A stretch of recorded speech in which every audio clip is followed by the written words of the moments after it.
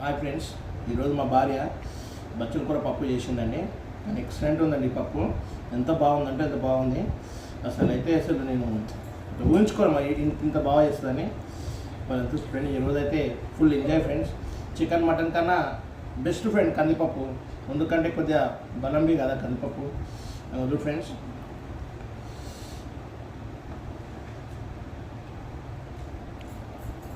Excellent friends. ఎంత బాగుందంటే ఎంత బాగుంది. అసలు బాగా చేస్తారు ఫ్రెండ్స్ మా భార్య కూరలు.